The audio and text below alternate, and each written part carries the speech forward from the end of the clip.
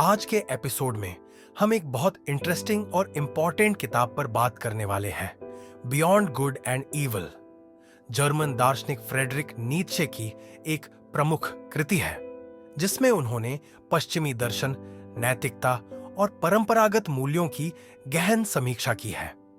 इस पुस्तक में नीत्शे ने नैतिक द्वंद्वों, अच्छाई बुराई को चुनौती दी और नई दार्शनिक दृष्टि प्रस्तुत की, जिसे उन्होंने सत्ता की इच्छा, विल टू पावर और श्रेष्ठ मानव, यूबरमेंश जैसी अवधारणाओं के माध्यम से स्पष्ट किया। नीत्शे का मानना था कि पारंपरिक नैतिकता, विशेष रूप से ईसाई नैतिकता, व्यक्ति को दमनकारी नियमों में जकड़ देती है। उन्होंने गुलाम नैतिकता और स्वामी नैतिकता की अवधारणा दी। गुलाम नैतिकता दुर्बलता, दया और विनम्रता को बढ़ावा देती है, जबकि स्वामी नैतिकता शक्ति, आत्मनिर्भरता और रचनात्मकता को प्राथमिकता देती है।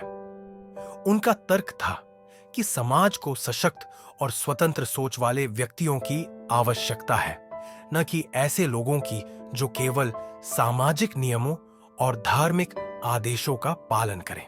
नीत्शे के अनुसार पारंपरिक दर्शन ने सत्य की खोज को गलत दिशा में मोड़ दिया है।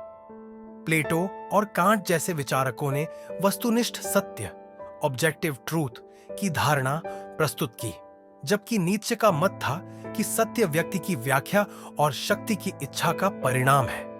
उन्होंने कहा कि दर्शन शास्त्रियों ने अपने पूर्वाग्रहों और नैतिक धारणाओं के आधार पर तथाकथित सत्य गढ़े हैं, जो कि केवल भ्रम है। नीत्शे ने स्वतंत्र आत्मा, फ्री स्पिरिट का विचार प्रस्तुत किया, जो उन लोगों को संदर्भित करता है जो रूढ़ियों से परे जाकर सोचते हैं। उन्होंने पारंपरिक नैतिकता और धार्मिक विश्वासों को चुनौती देने वाले व्यक्तियों को उच्च स्तर का माना और कहा कि वे ही समाज को आगे ले जा सकते हैं। उनकी दृष्टि में स्वतंत्र आत्मा वही है जो स्वयं के मूल्यों का निर्माण करता है, बजाय इसके कि वह दूसरों द्वारा निर्धारित नैतिकता को स्वीकार करे। नीत्शे ने शक्ति की इच्छा को जीवन का मुख्य प्रेरक तत्व बताया। उनका मानना था कि हर व्यक्ति में सत्ता, शक्ति और आत्मविकास की इच्छा होती है। उन्होंने कहा कि यह इच्छा केवल भौतिक शक्ति के लिए नहीं, बल्कि आत्मविकास और उच्च अवस्था प्राप्त करने के लिए होती है। जिन व्यक्तियों में यह शक्ति अधिक होती है, वे समाज में प्रभावशाली बनते हैं और नए मूल्यों की स्थापना करते हैं। नीत्शे ने श्रेष्ठ मानव, यूबरमेंश की अवधारणा प्रस्तुत की, जो पारंपरिक नैतिकता से ऊपर उठकर अपने स्वयं के मूल्यों का निर्माण करता है। यह व्यक्ति समाज की सामान्य मानसिकता से आगे बढ़कर अपने जीवन को शक्ति और रचनात्मकता से संचालित करता है। नीत्शे का मानना था कि श्रेष्ठ मानव ही वह व्यक्ति है जो अपने जीवन को अपनी शर्तों पर जीता है और समाज के स्थापित नियमों से मुक्त होता है। नीत्शे ने ईसाई धर्म और उसकी नैतिकता को विशेष रूप से आलोचित किया।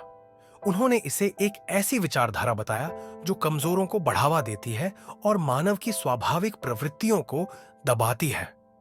उन्होंने कहा कि धर्म ने लोगों को गुलाम मानसिकता में जीने के लिए मजबूर कर दिया है और स्वतंत्र चिंतन को बाधित किया है। उनकी दृष्टि में धर्म के बिना नैतिकता संभव है और व्यक्ति अपने मूल्यों को स्वयं निर्धारित कर सकता है। नीत्शे का मानना था कि आधुनिक समाज में नैतिकता और मूल्यों का पुनर्मूल्यांकन, रीइवैल्यूएशन आवश्यक है।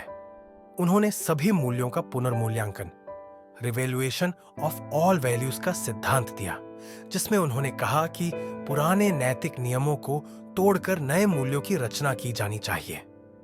उनका कहना था कि पारंपरिक नैतिकता और धार्मिक विश्वास अब मानवता को आगे नहीं ले जा सकते, इसलिए स्वतंत्र और सृजनात्मक व्यक्तियों को नए आदर्श स्थापित करने चाहिए।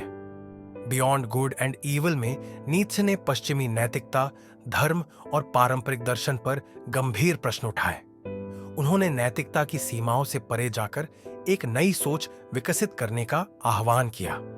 उनका मानना था कि व्यक्ति को शक्ति, स्वतंत्रता और आत्मनिर्भरता को अपनाना चाहिए, न कि पुराने नैतिक नियमों का अंधानुकरण करना चाहिए। उनकी विचारधारा ने आधुनिक दर्शन, साहित्य और मनोविज्ञान पर गहरा प्रभाव डाला और आज भी उनकी विचारधारा पर चर्चा जारी है। आज के लिए बस इतना ही। अगले नए टॉपिक के साथ हम फिर मिलेंगे। धन्यवाद।